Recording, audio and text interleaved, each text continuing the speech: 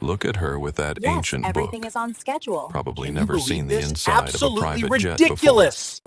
Blake Morrison's voice This is cut through the utterly hushed elegance of the ridiculous. Van Nuys Airport private terminal like a sharp blade through silk. His words weren't whispered. They weren't subtle.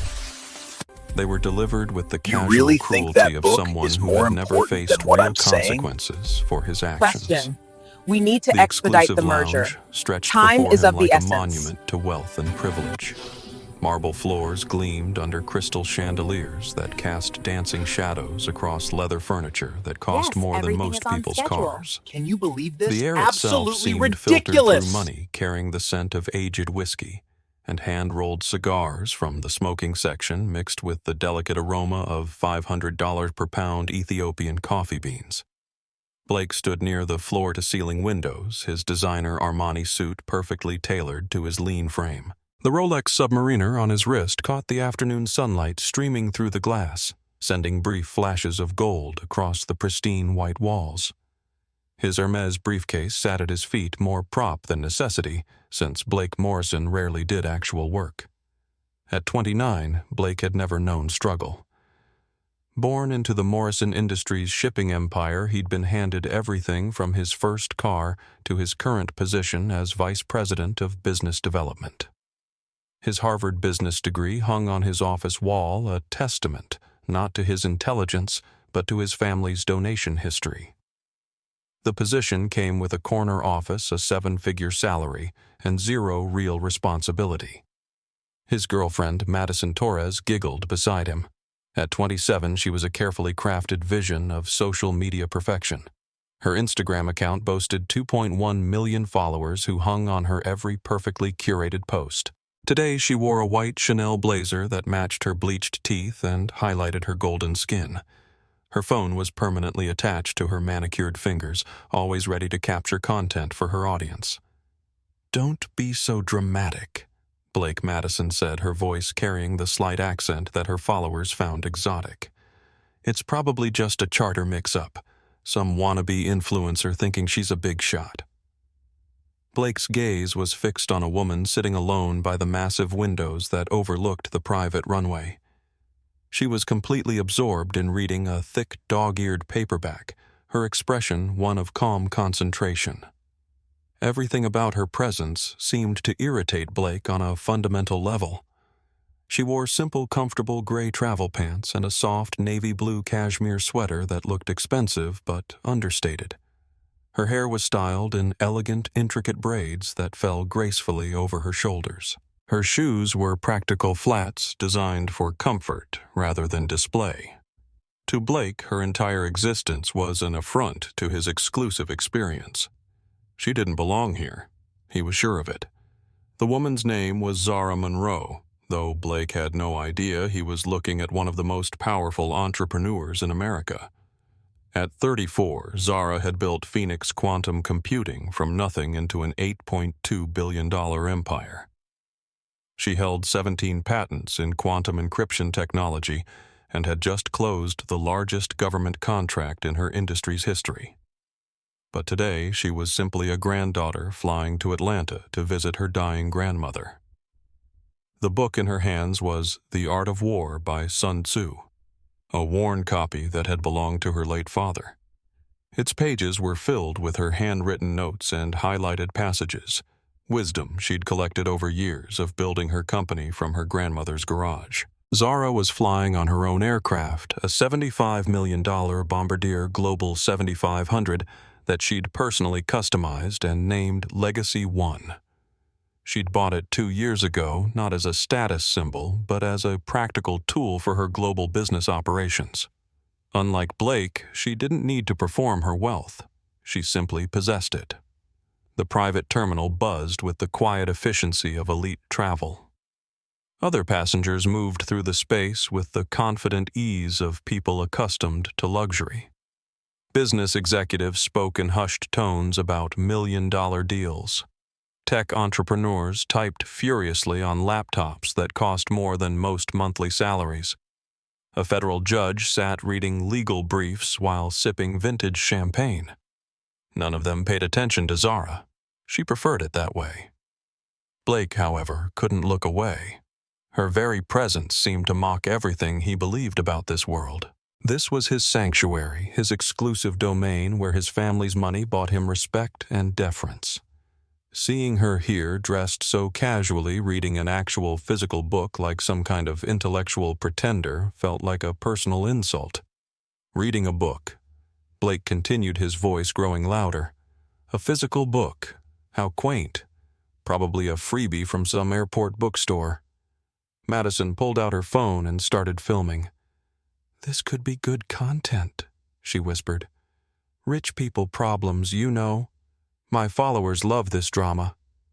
Their laughter was sharp and cruel, cutting through the ambient sounds of the lounge.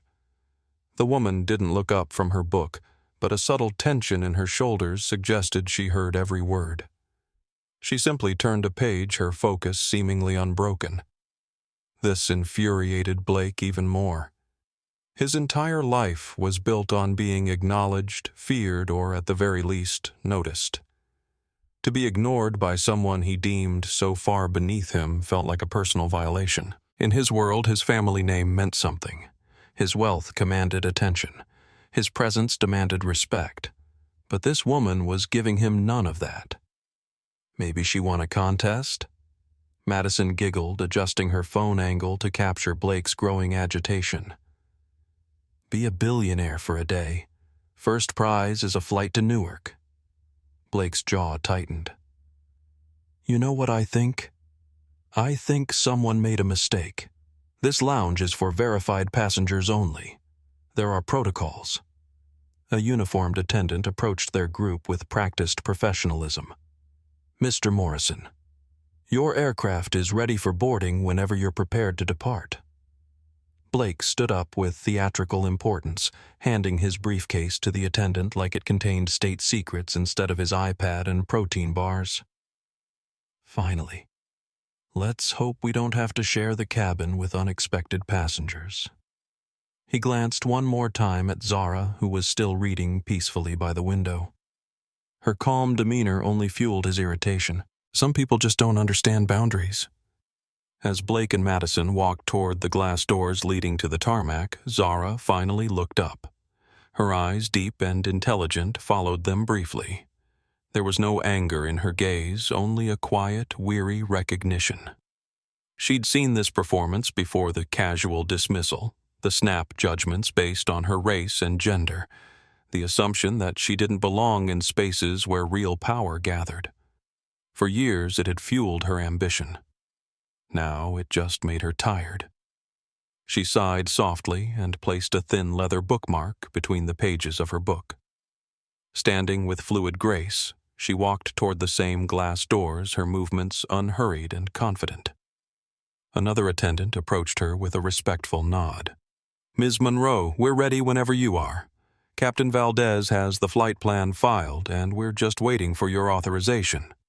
"Thank you, Marcus," Zara replied, her voice calm and melodic. "I'm ready now." She moved toward the exit, her path inevitably leading to a collision with Blake and Madison, who were busy taking selfies on the tarmac in front of a gleaming white private jet.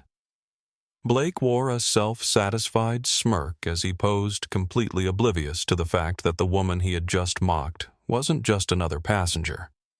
She was the owner of the plane. The Bombardier Global 7500 stretched magnificently across the tarmac, its pristine white fuselage gleaming in the California afternoon sun. Legacy 1 was painted in elegant script along the side, barely visible unless you knew where to look. The aircraft represented the pinnacle of private aviation technology, capable of flying non-stop for over 700 nautical miles in unprecedented comfort and luxury. Blake assumed it belonged to his father's company, Morrison Industries.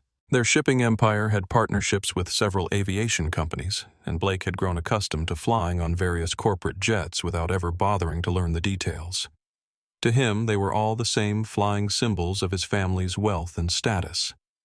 Madison continued filming their arrival, narrating for her followers. "Look at this gorgeous jet, guys. Private aviation is literally the only way to travel. I can't even imagine flying commercial anymore." Blake straightened his tie and looked directly into her camera. This is how real business gets done. While everyone else is dealing with airport security and flight delays, we're already in the air." Neither of them noticed Zara approaching from behind her footsteps, silent on the tarmac. She carried herself with the quiet confidence of someone who had never needed to announce her importance to a room. Her wealth wasn't performed. It was simply there, like gravity, invisible but undeniably powerful. The boarding stairs were lowered, and Blake immediately moved toward them with the entitlement of someone who had never been denied access to anything. "Come on, Madison. Time to see how the other half lives." As he placed his foot on the first step, he had no idea that in the next few minutes his entire world would collapse. The woman walking calmly behind him wasn't just another passenger trying to sneak into first class. She was about to teach him that true power doesn't announce itself. It simply acts. Blake Morrison had never faced a closed door in his life, not literally and certainly not metaphorically. Growing up in the Morrison family meant growing up in a bubble of infinite privilege where consequences were abstract concepts that happened to other people. The Morrison Industries empire had been built by his great-grandfather, expanded ruthlessly by his grandfather, and perfected by his father, Richard Morrison. 3 generations of wealth had created a foundation so solid that Blake had never even glimpsed the ground beneath it. His childhood was a carefully curated series of exclusive experiences. Private schools where his family name guaranteed admission, and his mediocre grades were overlooked. Summer homes in the Hamptons where he learned to sail on yachts that cost more than most people's houses. Ivy League education purchased with donations that ensured his acceptance letter arrived regardless of his actual qualifications.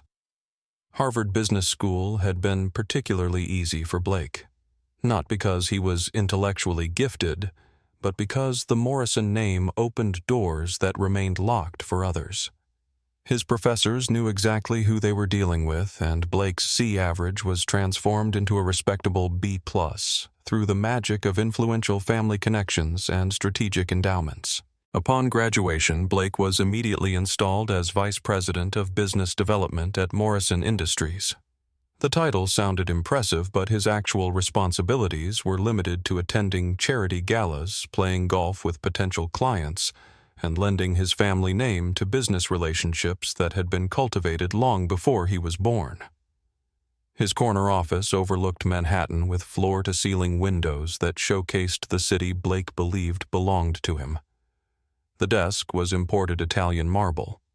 The chairs were handcrafted leather that cost more than most people's annual salaries. His Harvard diploma hung prominently on the wall, not because he was proud of his academic achievements, but because it represented everything he believed made him superior to others. Blake's relationship with Madison Torres was equally performative.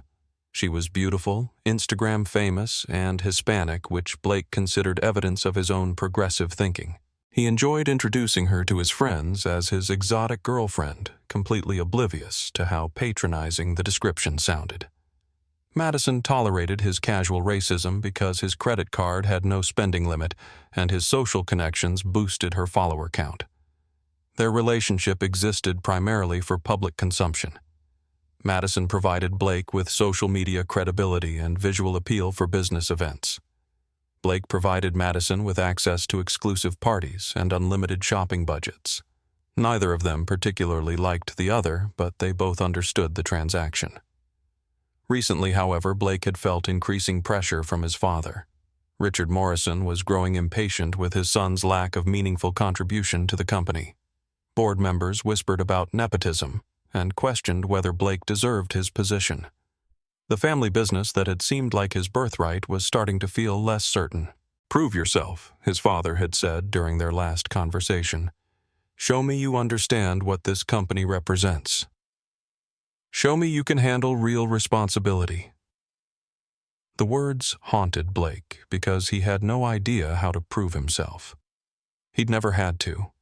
Everything had always been given to him, and he'd never developed the skills necessary to actually earn anything. This insecurity manifested as aggressive overcompensation. Blake had become increasingly loud about his opinions, more dismissive of people he considered beneath him, and more desperate to assert his dominance in any situation where he felt his authority might be questioned. Today's flight to Aspen was supposed to be a simple weekend getaway. Madison wanted to film content at the ski resort for her social media channels. Blake wanted to network with the other wealthy vacationers and perhaps close some business deals that would impress his father. Neither of them expected to encounter someone who would challenge everything Blake believed about his place in the world.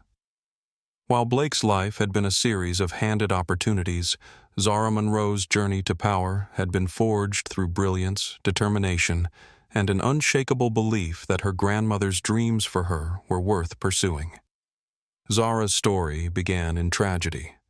When she was 8 years old, her parents died in a car accident on a rain-slicked highway outside Atlanta.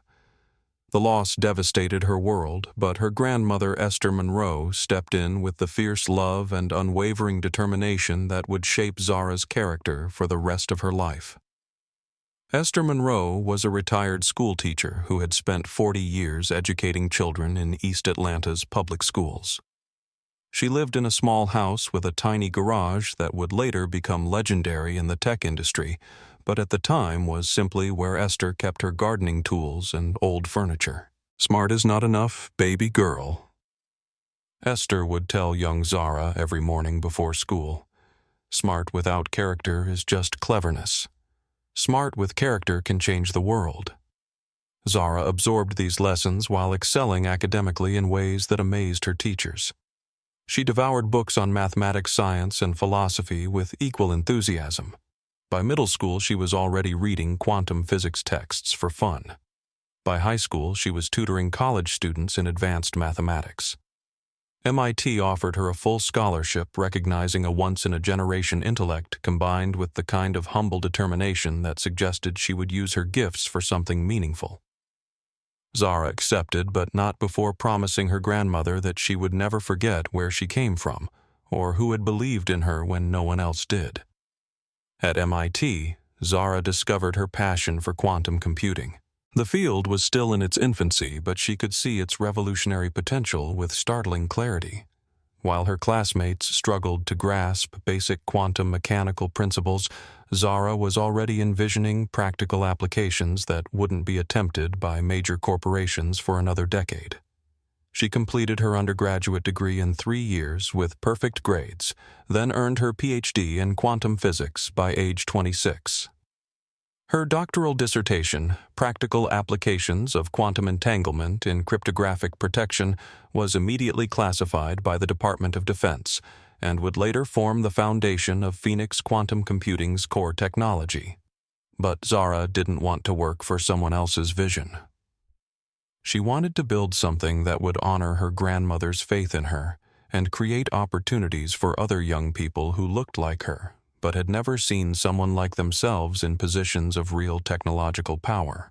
So she returned to Atlanta, moved back into her grandmother's house, and started Phoenix Quantum Computing in the same garage where Esther stored her Christmas decorations and old teaching supplies.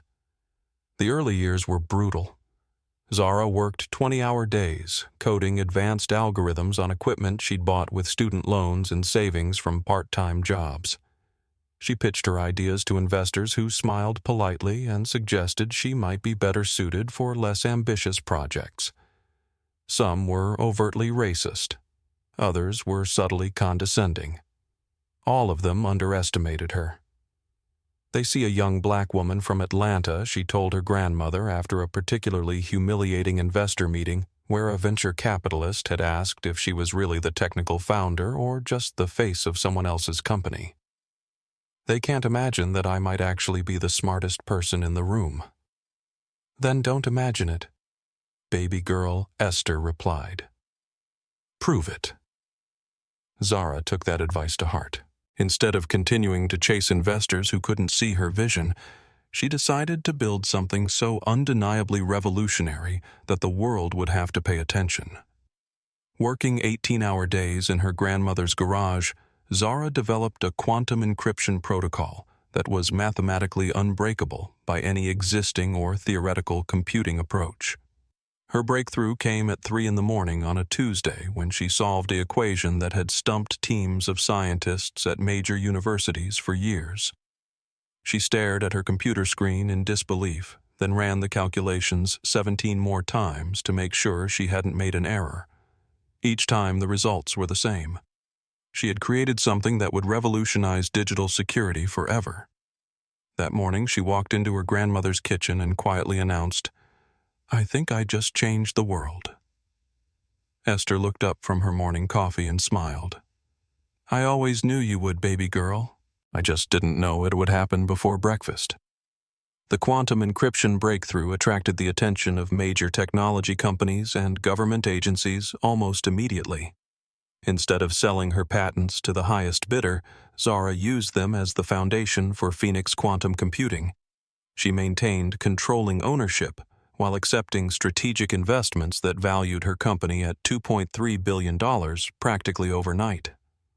But Zara never forgot that her success was built on the shoulders of a grandmother who had worked 3 jobs to keep food on the table while helping her navigate homework that was often more advanced than what Esther's own college professors had studied. As Phoenix Quantum grew into a global technology leader, Zara made decisions that prioritized long-term value over short-term profits. She hired brilliant minds from underrepresented communities and paid them competitively from day one. She partnered with historically black colleges and universities to fund quantum computing research programs.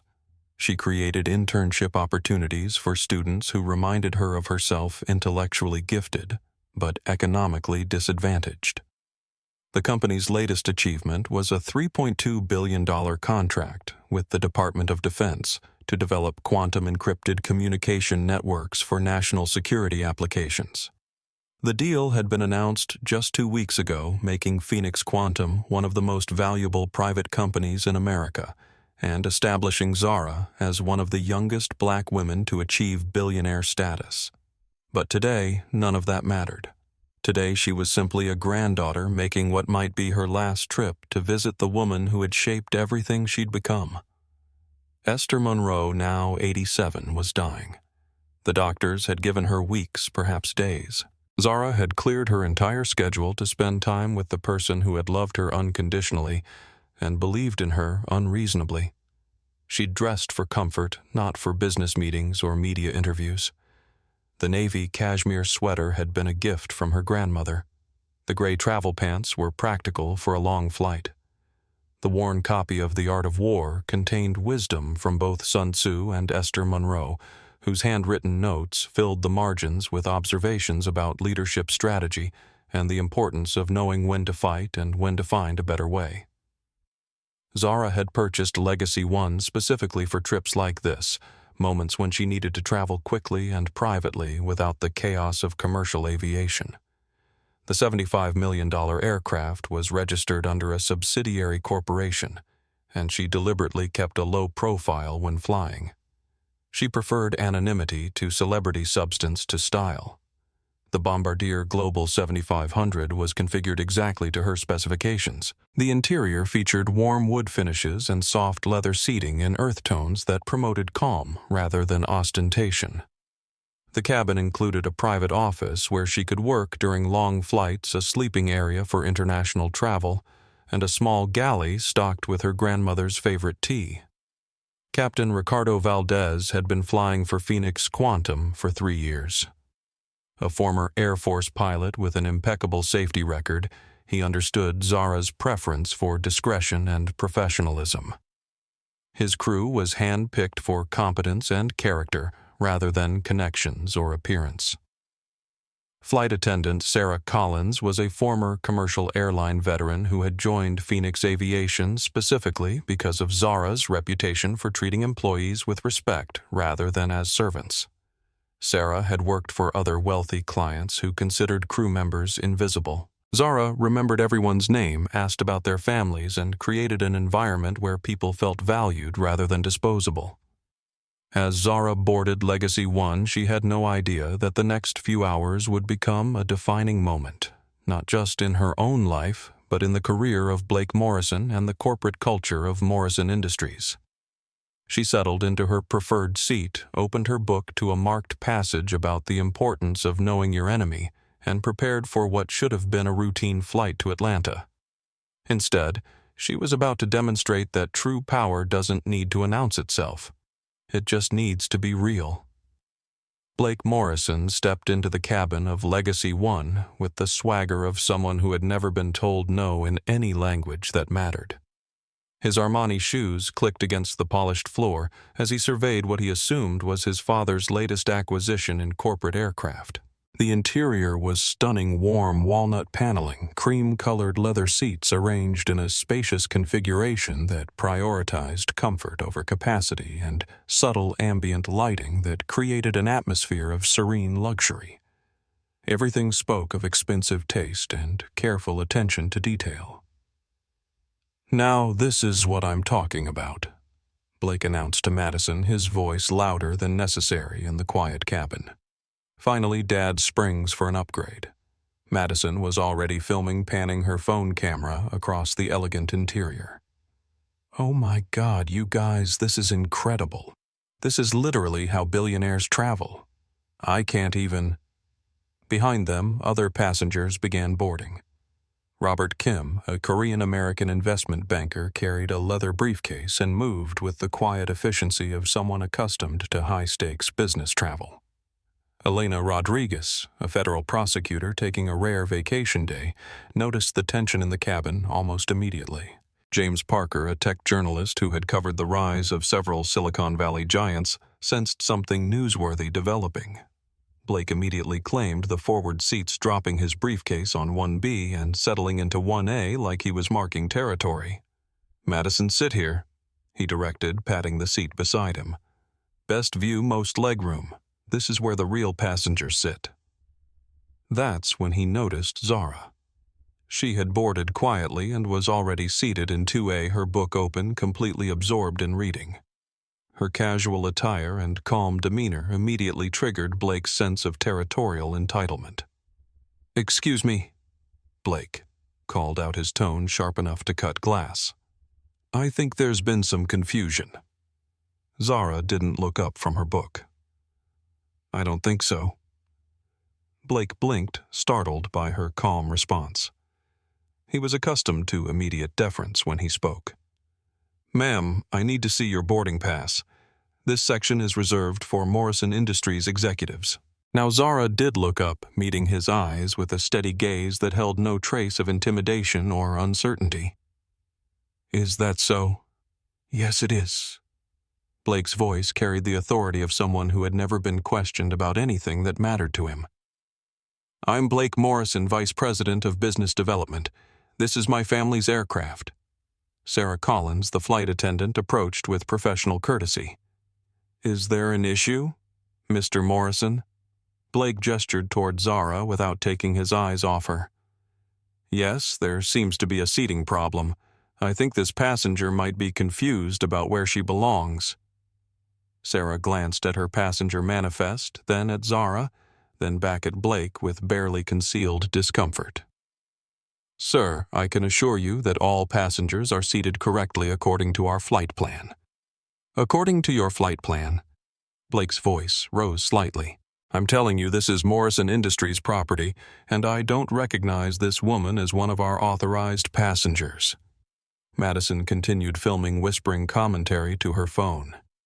"This is so awkward, guys. Blake is literally having to explain business protocol to someone who obviously doesn't understand how private aviation works."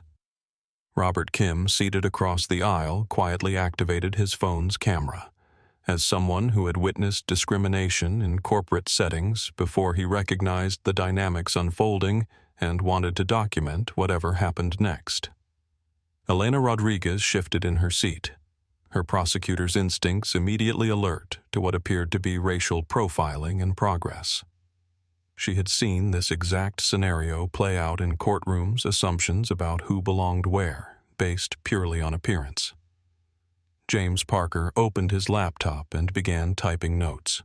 His journalist's sense was tingling with the possibility that he was witnessing something significant. Blake stood up, his height and expensive suit meant to intimidate. Ma'am, I'm going to need you to show me your ticket and explain how you gained access to this aircraft. Zara closed her book, slowly marking her place with a leather bookmark. When she spoke, her voice was calm and measured. I don't need to explain anything to you. Actually, you do.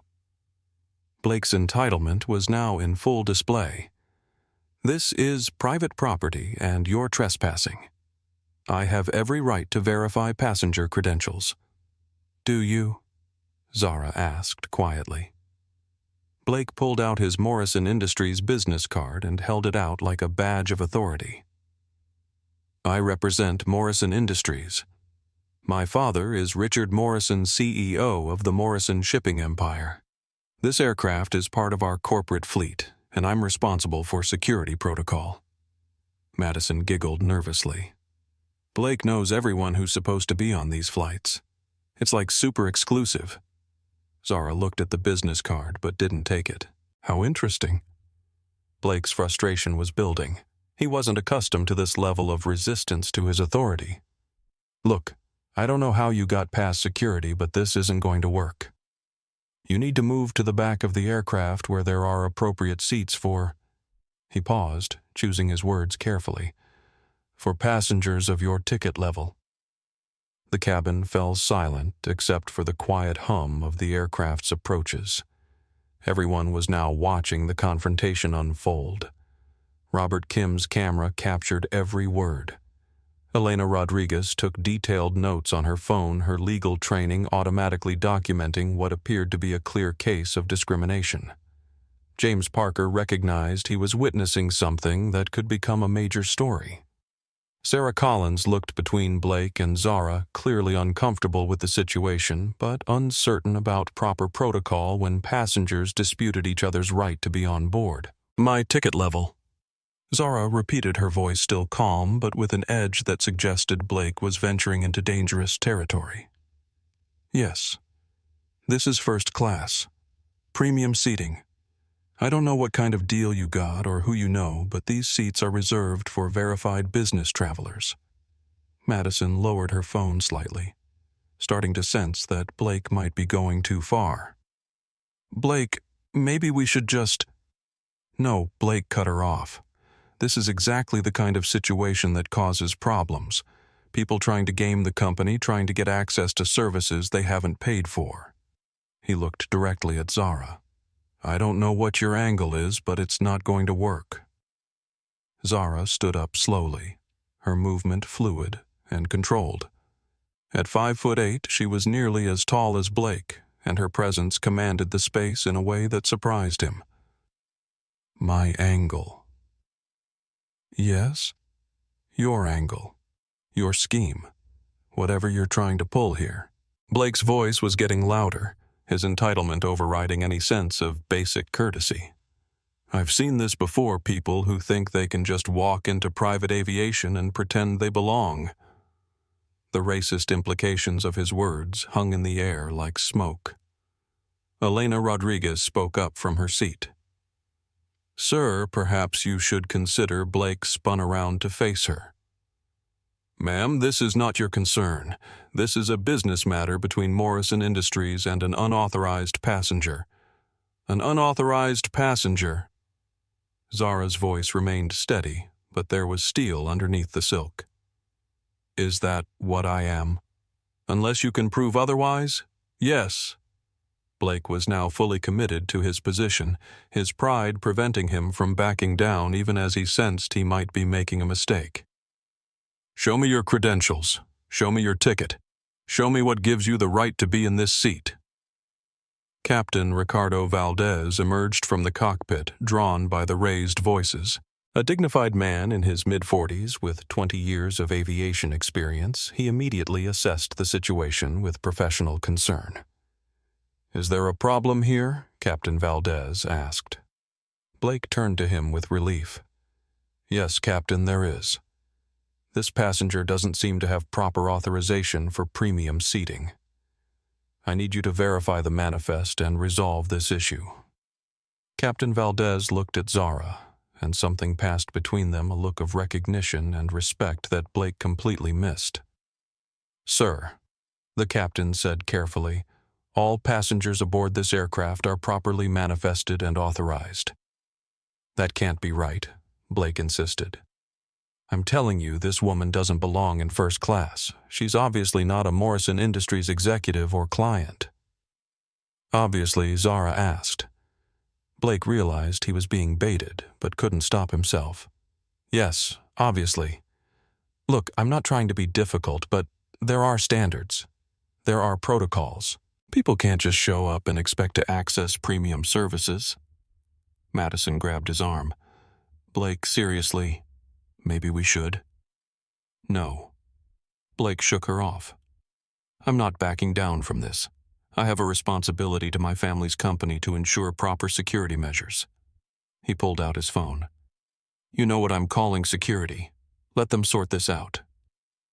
Zara watched him dial with the calm patience of someone watching a child throw a tantrum. Security. Yes, security. Airport Security Company. Security, whoever needs to be involved to remove unauthorized passengers from corporate aircraft. Blake held the phone to his ear, waiting for someone to answer. Yes, this is Blake Morrison calling about a security issue at What's Our Tail Number? He looked around frantically. Captain Valdez answered quietly. November 847, Quebec. Mike. November 847, Quebec, Mike. Blake repeated into the phone. I need someone to verify passenger credentials for an unauthorized individual attempting to access premium cabin services. While Blake was on the phone, Zara calmly opened her purse and pulled out her own phone. She scrolled through her contacts until she found the number she needed.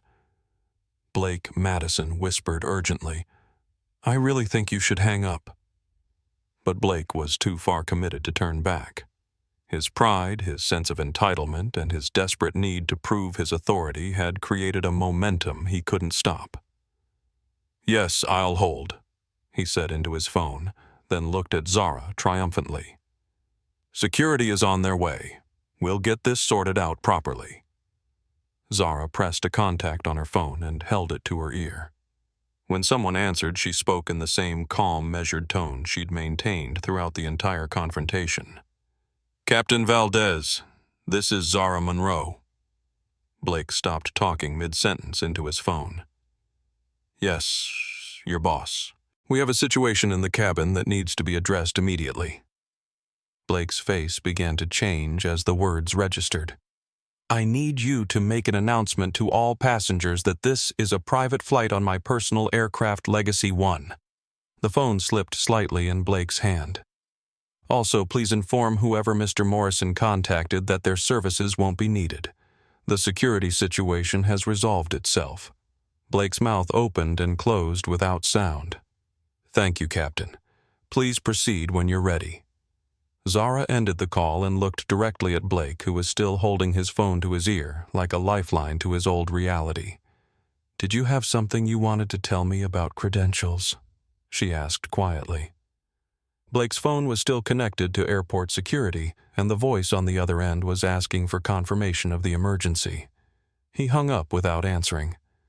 Captain Valdez cleared his throat and spoke to the entire cabin over the intercom approach. Ladies and gentlemen, this is your captain speaking.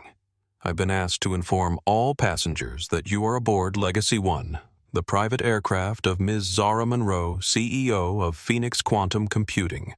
All passengers on board today are her personal guests. We'll be departing shortly for Atlanta.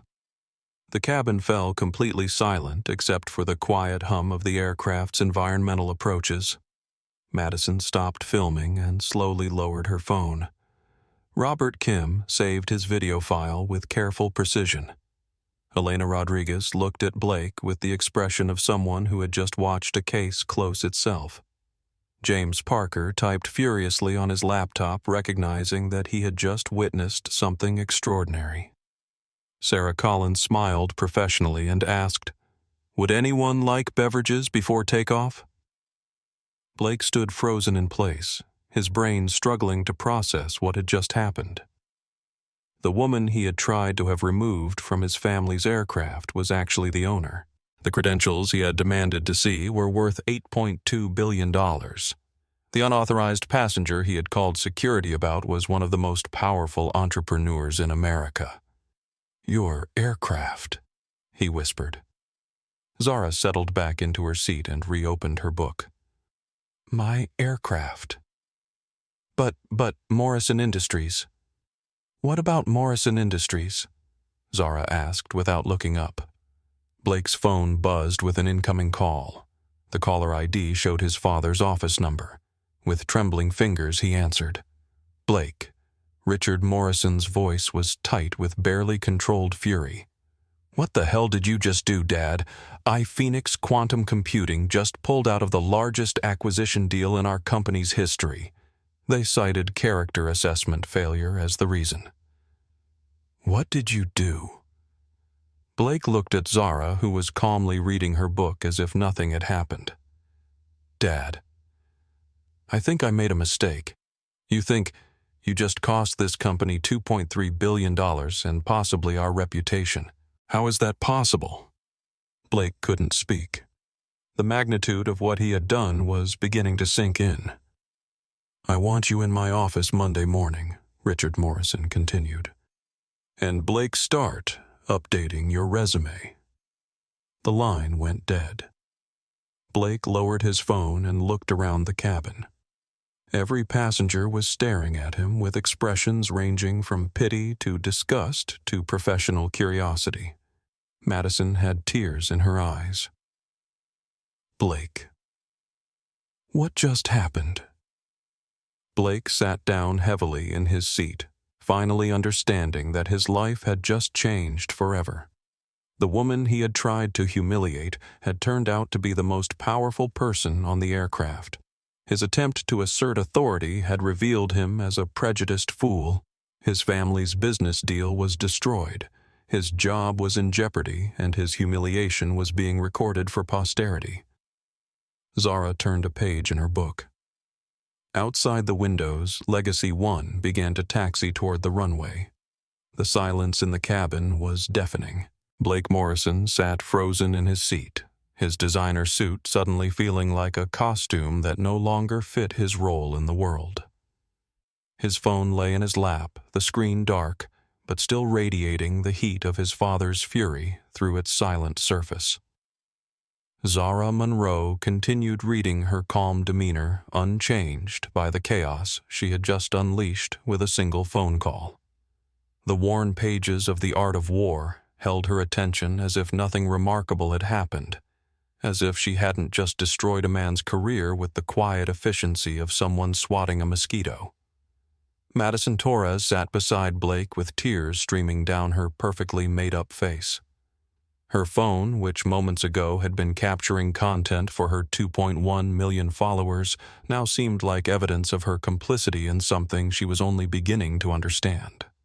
The comments on her Instagram stories were already turning negative as her followers realized what they had witnessed. "Blake," she whispered, "please, tell me this is some kind of mistake."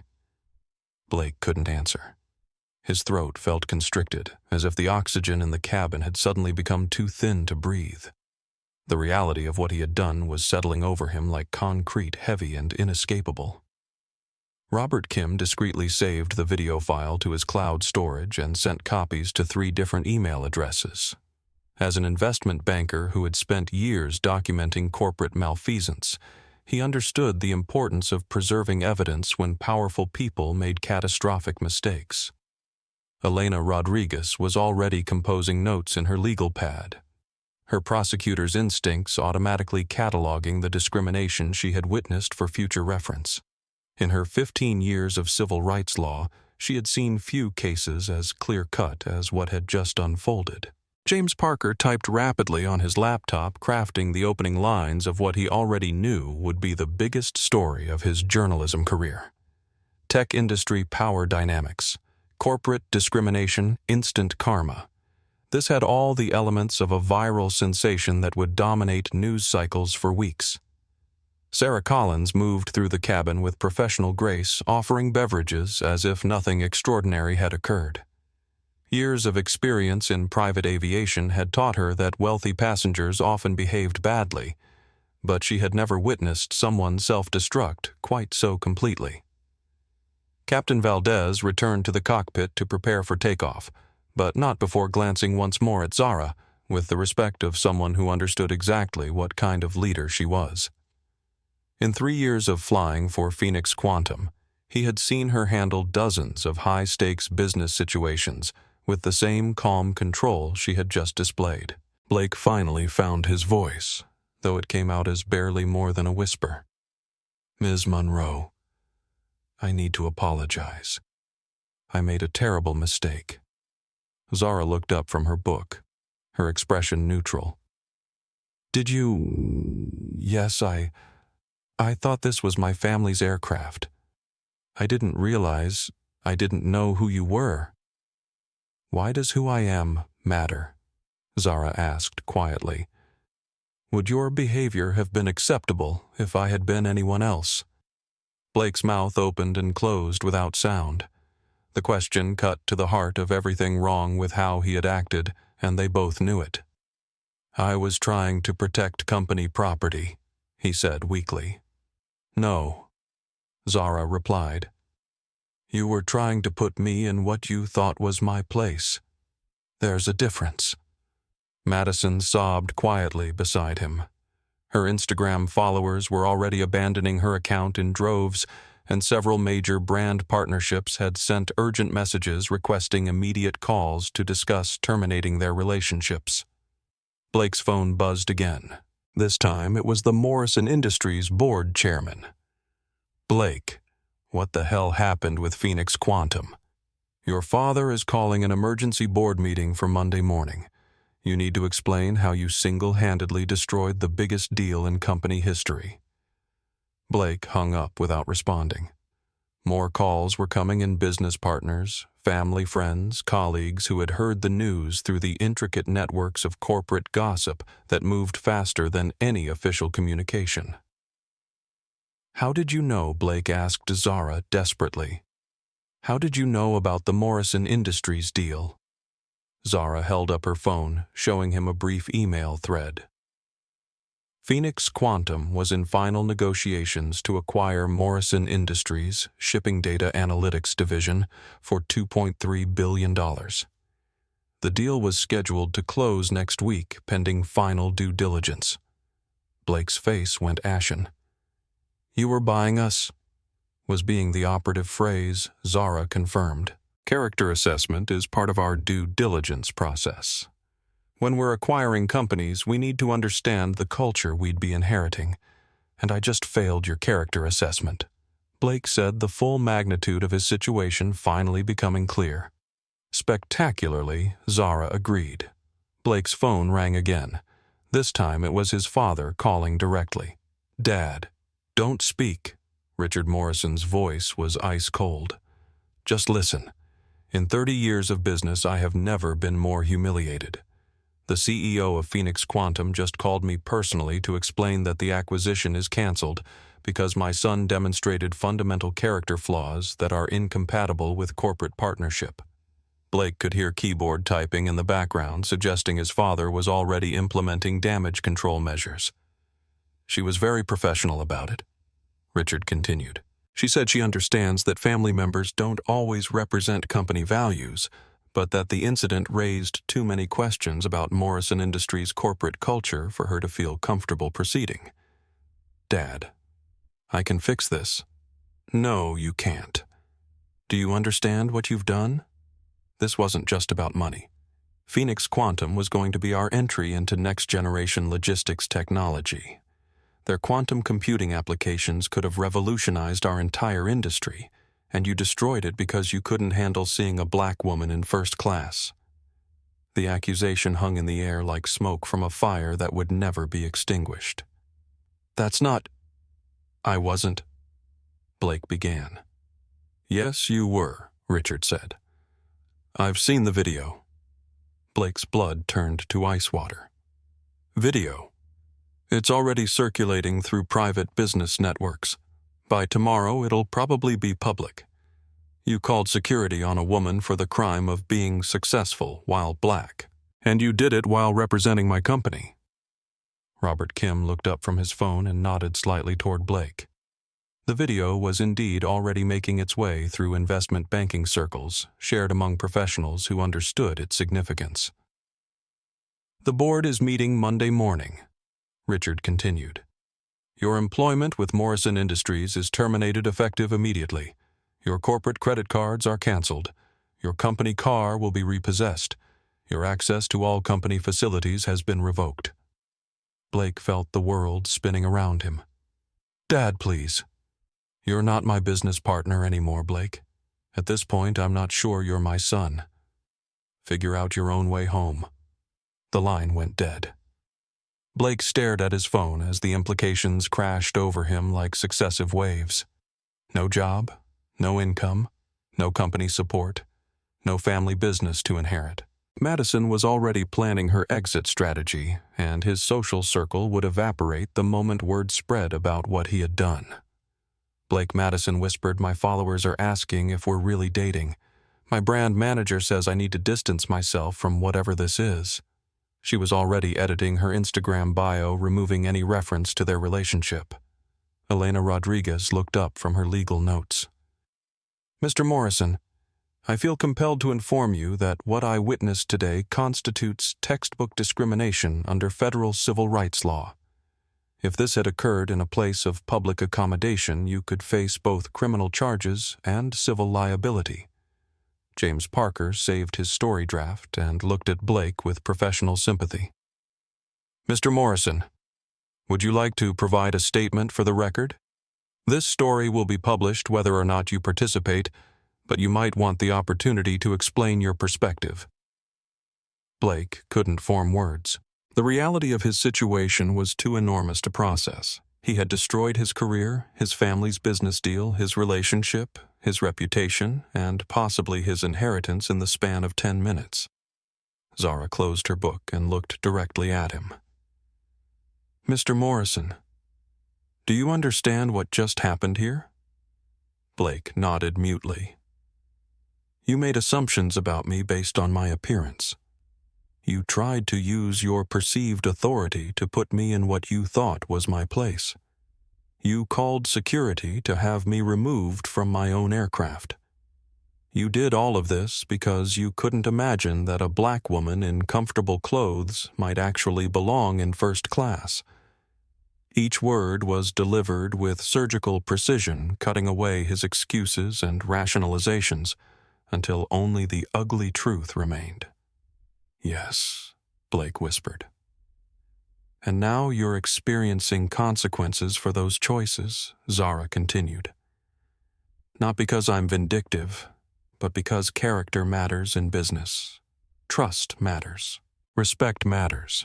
Your actions demonstrated that you lack the basic human decency required for professional partnership.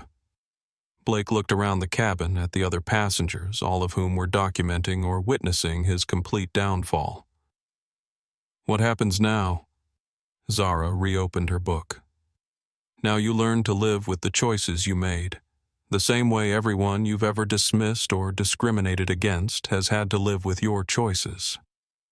Outside the windows, Legacy 1 lifted smoothly into the sky, carrying Blake Morrison toward the first day of a very different life than the one he had woken up expecting to live. The aircraft climbed toward cruising altitude while Blake stared out the window at a world that suddenly looked very different from 40,000 feet. He was no longer the privileged heir to a business empire. He was unemployed, publicly humiliated, and facing the prospect of explaining to everyone he knew how he had managed to destroy everything in a single conversation. Zara turned a page in her book and continued reading as if nothing remarkable had happened, because to her it hadn't. She had simply revealed the truth about who Blake Morrison really was, and the world had responded accordingly. Justice, it turned out, didn't require raising your voice. Sometimes it just required owning the plane. The news spread through corporate America like wildfire in drought conditions. Within 2 hours of Legacy 1 reaching cruising altitude, Robert Kim's video had been shared across private business networks, forwarded through executive email chains, and discussed in boardrooms from Manhattan to Silicon Valley. The footage was crystal clear. Blake Morrison, heir to the Morrison Industries empire, attempting to have a black woman removed from first class, only to discover she owned the aircraft. By the time the plane began its descent into Atlanta, Blake's professional obituary was already being written across multiple industries. Morrison Industries' stock price began its downward spiral before the markets even opened Monday morning. Pre-market trading showed a 15% drop as investors processed the implications of losing the Phoenix Quantum deal and the viral humiliation of the company's heir apparent. Richard Morrison spent the remainder of his weekend in emergency conference calls with the board of directors, public relations firms, and legal counsel. The Morrison family had built their reputation over 3 generations, and Blake had managed to damage it irreparably in less time than it took most people to order coffee. "How do we contain this?" asked Margaret Hendricks, Morrison Industries' chief communications officer, during a Sunday evening crisis meeting. "We can't," replied legal counsel David Park. "The video is already being shared on social media. By tomorrow morning, it'll be front-page business news. Our only option is to get ahead of the story and demonstrate that Blake's behavior doesn't represent company values." Richard Morrison stared out the window of his Manhattan office at the city lights below. Each point of light represented a potential business relationship that could now be compromised by his son's actions. "Recommendations?" he asked quietly. "Complete disavowal," Margaret said, without hesitation. "Public statement condemning Blake's behavior, immediate termination donation to civil rights organizations, and a comprehensive review of company culture and diversity policies." And personally, David Park consulted his legal notes. "Financially, you need to insulate the family assets from any potential lawsuits.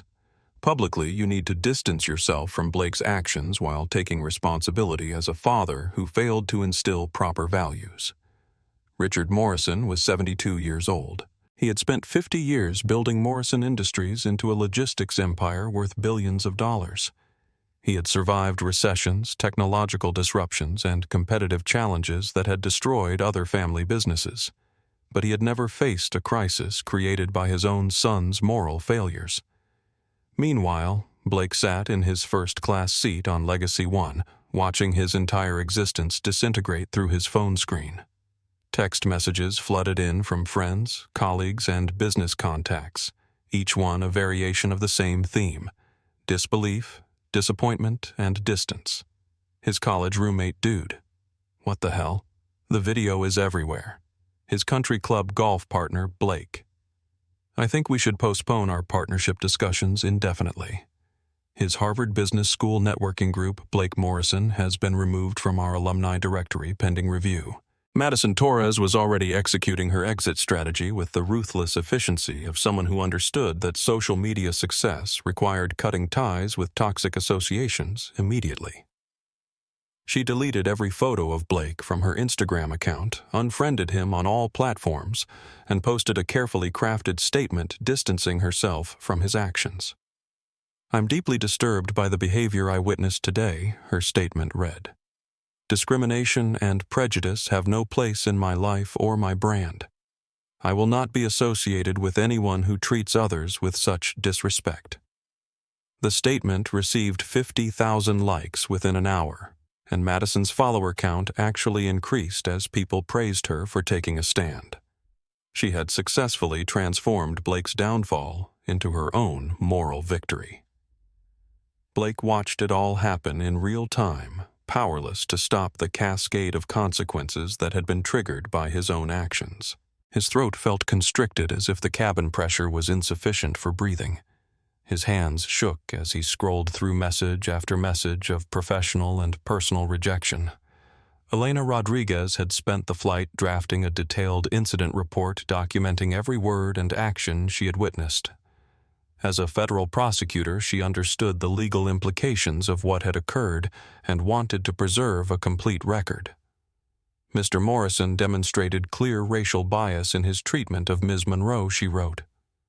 His assumptions were based solely on her race and appearance, and his actions constituted harassment and attempted false imprisonment.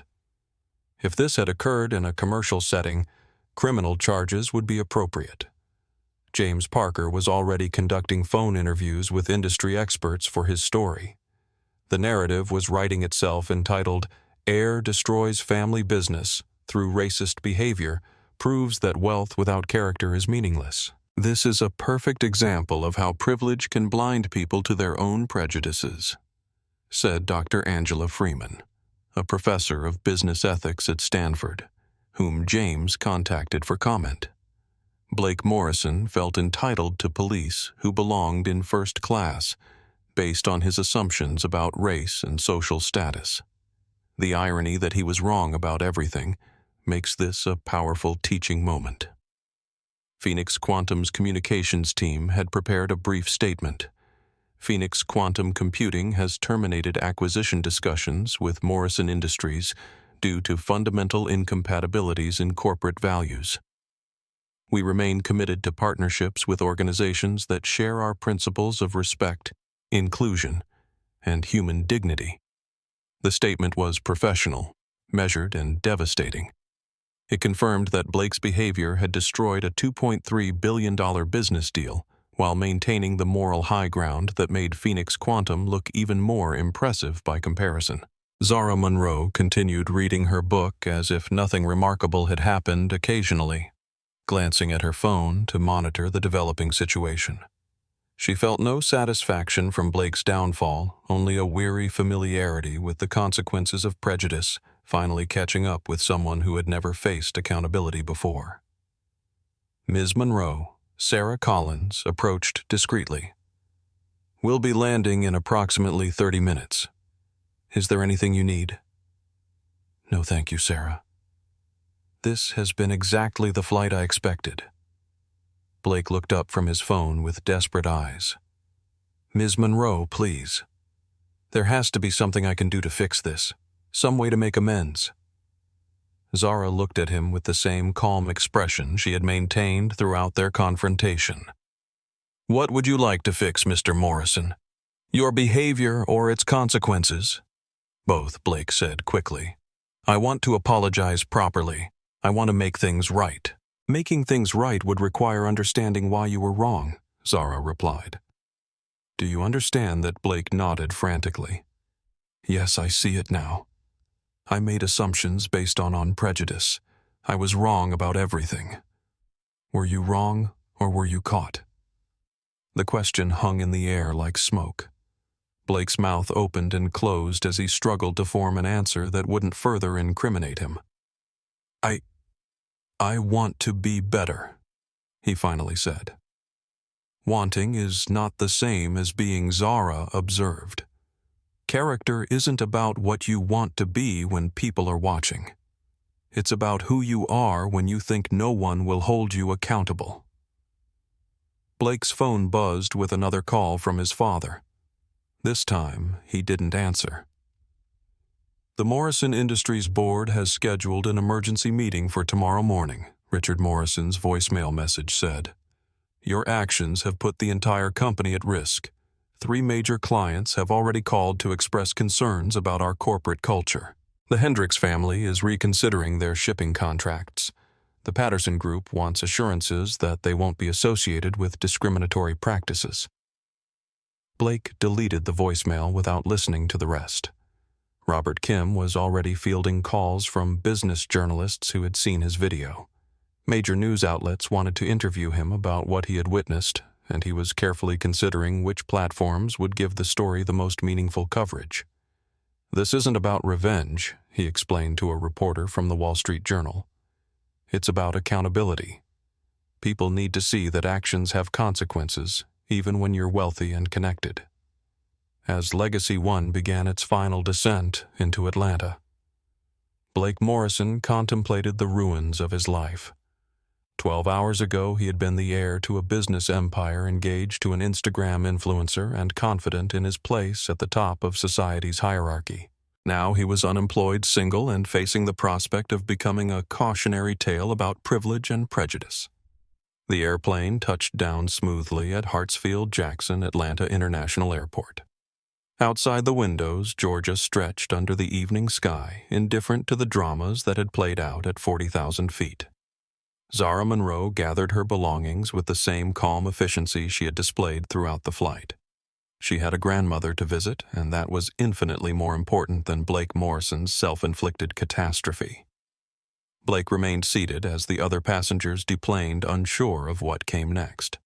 For the first time in his privileged life, he had no safety net, no family resources to cushion his fall, and no clear path forward. Madison Torres had already posted her breakup announcement and was trending on social media as people praised her for standing up to discrimination. Her follower count was higher than ever, and new brand partnership offers were flooding her inbox. Elena Rodriguez planned to use the incident as a case study in her discrimination law seminars, demonstrating how prejudice could destroy both its targets and its perpetrators. James Parker was already writing the follow-up articles that would track Blake's downfall and Morrison Industries' attempted recovery. And Zara Monroe was thinking about her grandmother, who had taught her that dignity was something you carried inside yourself, not something you demanded from others. "Mr. Morrison," she said as she prepared to leave the aircraft, "I hope you learned something useful from this experience. The world needs fewer people like you were today, and more people like you might become tomorrow." Blake watched her walk away with the grace and confidence of someone who had never doubted her right to exist in any space she chose to occupy. She left behind a man whose assumptions about power, privilege, and place had been shattered as completely as everything else in his formerly comfortable world. The plane was empty except for Blake, who sat alone with his phone watching his old life disappear one deleted contact at a time. The video of Blake Morrison's humiliation reached viral status by Monday morning. #PrivateJetKaren began trending globally as millions of viewers watched a privileged heir attempt to remove a black woman from first class only to discover she owned the aircraft. The hashtag became a cultural touchstone for discussions about privilege prejudice and the importance of not judging people by their appearance. Within 48 hours, the incident had been covered by every major news outlet in America. Business networks analyzed the corporate implications. Social justice advocates used it as an example of everyday discrimination. Aviation industry publications examined the protocol failures that allowed such a confrontation to occur. Morrison Industries faced an avalanche of consequences that extended far beyond the canceled Phoenix Quantum deal. Major clients began reviewing their contracts, questioning whether they wanted to be associated with a company whose leadership had demonstrated such poor judgment. Stock prices plummeted as investors worried about reputational damage and future business prospects. Richard Morrison called an emergency board meeting for Monday at 8 a.m. The Manhattan conference room was filled with grim faces as board members reviewed the financial and reputational damage caused by Blake's actions. Preliminary analysis shows immediate losses of $2.8 billion in market capitalization, reported CFO Patricia Williams. 3 major shipping contracts are under review by clients who want assurances about our corporate culture. The Hendricks Group has suspended all new business pending our response to this crisis. Board Chairman Margaret Hendricks, no relation to the Hendricks Group, spoke with the authority of someone who had guided Morrison Industries through previous challenges. "Richard, we need decisive action. This cannot be seen as a family business protecting its own at the expense of corporate values." Richard Morrison, looking every one of his 72 years, nodded slowly. "I understand. What are your recommendations?" Legal counsel. David Park consulted his notes. Complete separation from Blake's actions both legally and financially. Public condemnation of his behavior. Substantial donations to civil rights organizations, and implementation of comprehensive diversity and inclusion programs across all company operations. And Blake himself, permanent termination. No severance, no family business inheritance, complete financial separation. The company cannot be seen as enabling or excusing discriminatory behavior.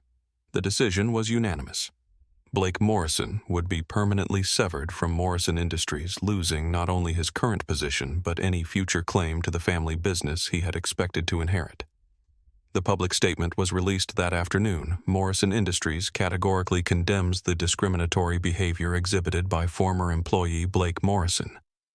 His actions do not represent our company values and are incompatible with our commitment to treating all people with dignity and respect.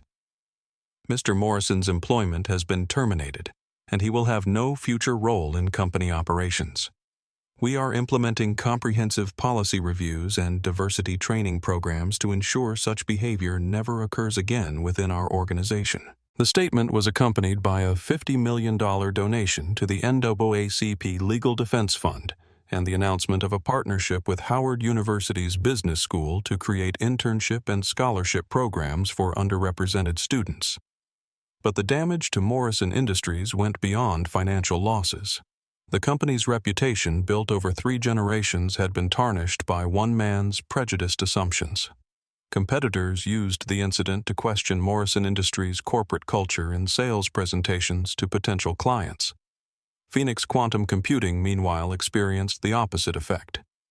Zara Monroe's calm handling of the situation and her company's principled response to Blake's behavior enhanced their reputation as an organization that prioritized character alongside capability. The Morrison Industries incident demonstrates exactly why character assessment is part of our due diligence process, Zara explained during a Forbes interview. We don't just evaluate companies' financial performance. We examine their values, their culture, and their commitment to treating all stakeholders with respect.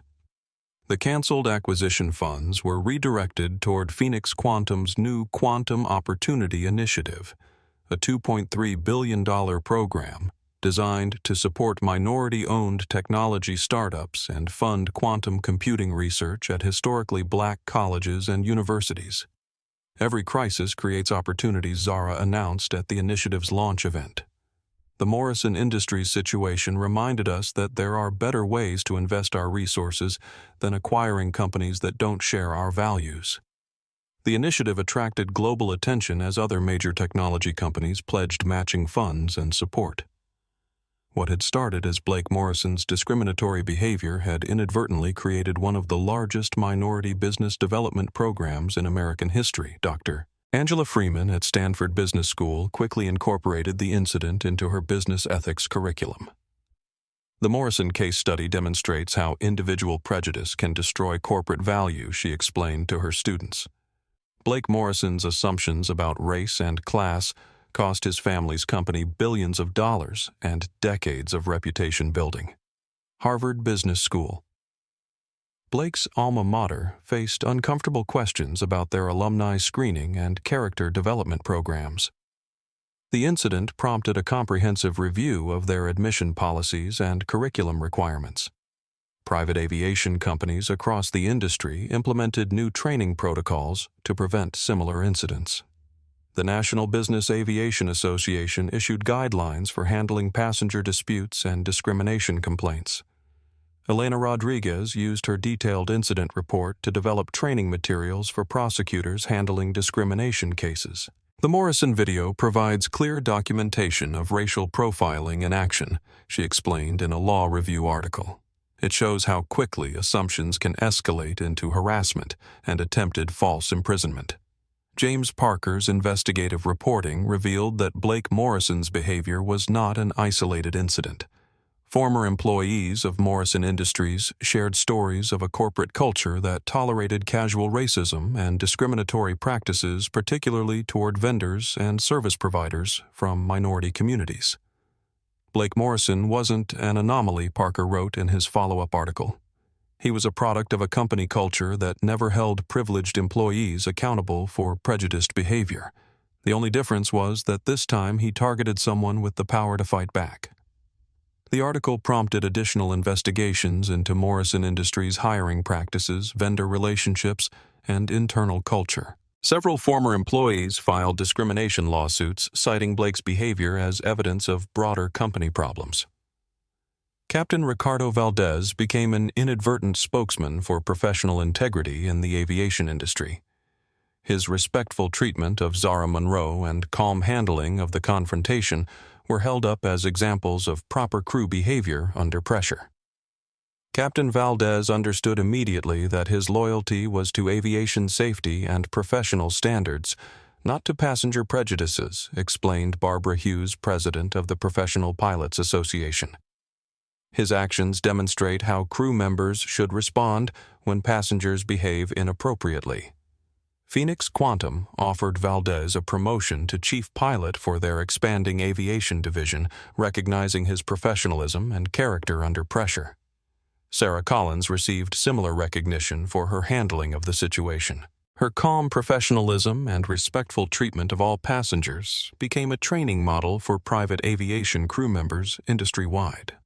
Robert Kim's decision to document the incident sparked discussions about bystander responsibility in discrimination situations. His video provided crucial evidence that prevented Blake Morrison from controlling the narrative about what had occurred. Mr. Kim understood that silence enables discrimination, explained Dr. Maria Santos, a civil rights attorney who used the incident in her advocacy work. His decision to record the confrontation ensured that the truth couldn't be distorted or denied. The incident prompted broader conversations about privilege, accountability, and the assumptions people make about who belongs in exclusive spaces. Social media discussions used #PrivateJet Karen to share stories of discrimination in restaurants, hotels, retail stores, and other businesses where people were judged by their appearance rather than their actual status or credentials. Madison Torres managed to transform her proximity to the incident into a platform for discussing social justice issues. Her immediate breakup with Blake and public condemnation of his behavior earned praise from her followers and attracted new brand partnerships with companies focused on diversity and inclusion. I couldn't remain silent when I witnessed such blatant discrimination she posted to her 2.3 million followers. Sometimes you have to choose between comfort and character. I choose character every time. Her follower count grew to over 3 million as people applauded her willingness to sacrifice a relationship for principles. Within 6 months, Morrison Industries was sold to a German logistics conglomerate for significantly less than its pre-incident value. The Morrison family name was retired from corporate operations, ending 3 generations of business leadership. Richard Morrison used the sale proceeds to establish the Morrison Foundation for Corporate Character Education, acknowledging his family's failure to instill proper values and working to prevent similar failures in other organizations. "I failed as a father and as a business leader," he said in his final interview as Morrison Industries CEO. "My son's behavior was a reflection of values I failed to teach and accountability I failed to enforce. I hope our foundation can help other families and companies avoid making the same mistakes." Blake Morrison himself disappeared from public view after the incident. Reports suggested he had moved to a small town in Oregon, where he worked at a nonprofit organization teaching computer skills to underserved communities. He declined all interview requests and maintained complete silence about the incident that had destroyed his former life. The broader impact of the Morrison incident extended beyond individual careers and corporate restructuring. It became a cultural moment that highlighted how quickly assumptions about race, class, and belonging could destroy lives and businesses. Universities added the Morrison case to their business ethics curricula. Corporate training programs used the video to demonstrate the real-world consequences of discriminatory behavior. Civil rights organizations pointed to it as evidence that discrimination remained a persistent problem in American business culture. Most importantly, the incident demonstrated that accountability was possible, even for privileged individuals who had never faced consequences for their prejudiced behavior. The viral nature of the confrontation ensured that Blake Morrison's actions would serve as a permanent warning about the dangers of judging people by their appearance rather than their character. Zara Monroe continued building Phoenix Quantum Computing into a global technology leader while expanding her philanthropic efforts to create opportunities for underrepresented communities in science and technology. The Morrison incident became a footnote in her much larger story of using wealth and power to create positive change in the world. 6 months after the incident that destroyed his former life, Blake Morrison stood in the back of Pleasant Hill Baptist Church in East Atlanta, watching a funeral service for a woman he had never met, but who had shaped the life of someone he would never forget. Esther Monroe had passed away peacefully in her sleep 3 days earlier, surrounded by family, and holding the hand of her granddaughter, the woman whose quiet dignity had revealed everything hollow about Blake's character. The church was filled beyond capacity. Phoenix Quantum employees had flown in from across the country to honor the grandmother who had raised their CEO. Community members who remembered Mrs. Monroe's 40 years of teaching filled every pew. Technology industry leaders sat beside local residents, all united in their respect for a woman who had lived her values rather than merely professing them. Blake wore clothes he had purchased at a thrift store in Portland, Oregon, where he now worked at a nonprofit organization called Tech Bridge, teaching computer skills to immigrants and low-income families. His designer suits were gone sold to help pay rent on a studio apartment near the community center, where he spent his days trying to rebuild some sense of purpose from the ashes of his former existence. He had driven 16 hours to attend the funeral, not because he expected to be welcomed, but because he needed to pay respects to the woman whose granddaughter had taught him the most expensive lesson of his life.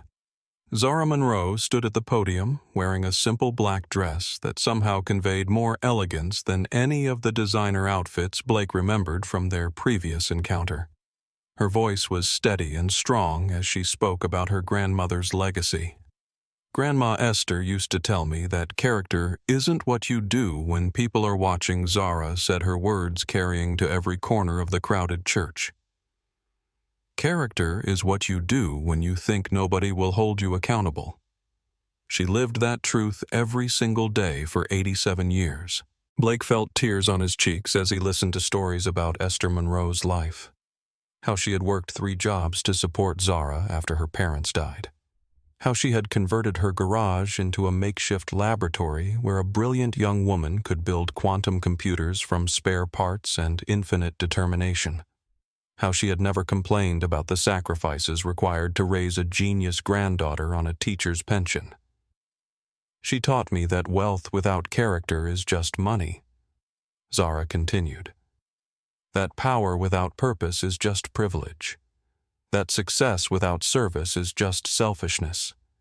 Everything I've built, everything I've achieved, every decision I've made that mattered, it all started with the values she taught me in this community, in this church, in the small house where love was always more abundant than money. After the service, as mourners gathered outside the church sharing memories and offering condolences, Blake approached Zara with the careful hesitation of someone who understood he had no right to her attention or forgiveness. "Ms. Monroe," he said quietly, "I wanted to pay my respects. I know I don't belong here, but I needed to honor your grandmother's memory." Zara looked at him with the same calm assessment she had shown during their confrontation on Legacy 1. Blake looked different, thinner, humbler, wearing clothes that spoke of financial struggle rather than inherited privilege. "Blake Morrison," she said. "I heard you were working in Oregon." "Yes, ma'am. Tech Bridge Community Center in Portland, teaching basic computer skills, helping people with job applications, that sort of thing." Blake's voice carried none of the entitlement or aggression that had characterized their previous encounter. "I wanted you to know that I think about that day every single morning when I wake up." "Do you?" "Yes. I think about how wrong I was about everything that mattered, how my assumptions revealed who I really was underneath all the privilege and entitlement." Blake paused, struggling to find words adequate for what he needed to say. "I've spent 6 months trying to understand how I became that person, and another 6 months trying to become someone different." Zara studied his face with the careful attention of someone evaluating sincerity. "And what have you learned?" "That character isn't something you inherit or buy or fake until you make it," Blake said. "It's something you build through how you treat people when you have power over them." and I failed that test completely. A small girl, perhaps 8 years old, tugged on Zara's dress. Miss Zara, my mama says you started your company in a garage just like ours. Is that true? Zara knelt down to meet the child's eyes. That's exactly right. What's your name, sweetheart? Destiny. Destiny Williams. I want to be a scientist like you, but my teacher says girls like me don't usually do that kind of work. Blake watched as Zara's expression hardened with familiar recognition. This was how discrimination began, with lowered expectations disguised as practical advice. Destiny. Zara said firmly, your teacher is wrong.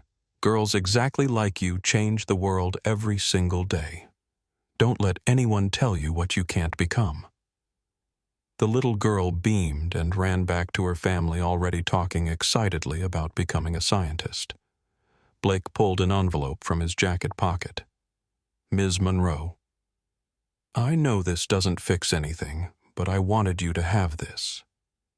Zara opened the envelope to find a handwritten letter and a check for $10,000 made out to the Phoenix Quantum Opportunity Initiative. It's not much, Blake said. It represents about 3 months of my salary at TechBridge, but I wanted to contribute to your scholarship program. Maybe it can help another young person who reminds you of yourself. Zara read the letter's opening lines. This doesn't excuse what I did, but maybe it can help someone I would have overlooked. I work with kids now who remind me every day that potential exists everywhere, especially in places I was taught not to look. Thank you for showing me what character looks like in action. She folded the letter carefully and looked at Blake with something that might have been the beginning of respect. Character isn't about perfection, Blake. It's about correction. Keep growing. Blake nodded, unable to speak past the emotion in his throat. He had expected rejection, anger, or indifference. He hadn't expected encouragement to continue becoming better than he had been. As Zara walked away to comfort other mourners, Blake stood alone outside Pleasant Hill Baptist Church, watching the community that had shaped a woman whose quiet strength had changed his life forever. He thought about Esther Monroe, who had raised a granddaughter to believe that character mattered more than comfort. He thought about Zara, who had used her power to create opportunities rather than to settle scores.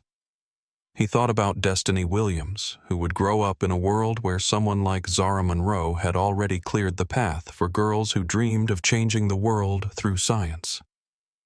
Blake Morrison drove back to Oregon that evening, returning to his small apartment and his work with TechBridge. Every day he taught computer skills to refugees and immigrants who reminded him that dignity wasn't determined by wealth or status or the circumstances of your birth. Every evening he reflected on how privilege without purpose had nearly destroyed him and how accountability without redemption would have finished the job. The viral video of his humiliation continued to circulate as a cautionary tale about prejudice and assumption. Blake had learned to live with the permanent reminder of his worst moment, accepting it as the price of becoming someone worthy of the second chance he was trying to earn. Zara Monroe returned to building Phoenix Quantum Computing and expanding the opportunities available to young people who looked like her grandmother's students. The Morrison incident had become a footnote in her much larger story of using technology to bridge the gaps between potential and opportunity. 1 year after their confrontation at 40,000 feet, Blake received a brief email from Phoenix Quantum's scholarship program. Your contribution has funded a full scholarship for Destiny Williams to attend our summer STEM program. Thank you for investing in the future. Blake smiled for the first time in months, understanding finally that redemption wasn't about forgetting the past or escaping consequences. It was about using the lessons learned from failure to create something better than what had been destroyed. Character, he had learned, wasn't about perfection. It was about who you chose to become after discovering who you really were. Zara Monroe proved that true power isn't about putting people in their place. It's about lifting people to theirs. She transformed one man's prejudice into a foundation for thousands of dreams, showing that dignity defeats discrimination every single time. The next time you witness someone being dismissed, discriminated against, or counted out, remember this story. Your voice, your recording, your intervention might be exactly what justice looks like in that moment. If this story moved, you share it. Not just for views, but for values. Because the world needs fewer people who judge others by their appearance and more people who understand that character is the only currency that truly matters. Have you ever witnessed discrimination in action? Have you ever been judged for how you look rather than who you are? Share your story in the comments below. Let's create a community where dignity and respect aren't privileges. They're promises we keep to each other. Hit that like button if you believe in karma and justice. Subscribe for more stories where quiet strength triumphs over loud prejudice, where character defeats privilege, and where the right person always owns the plane. Ring that notification bell because stories like this need to be shared. They need to be heard. They need to remind us all that in a world full of Blake Morrisons, we need more Zara Monroes, people who use their power to lift others up instead of putting them down. Thank you for watching. Thank you for caring. And remember, true power never needs to announce itself. It just needs to be real.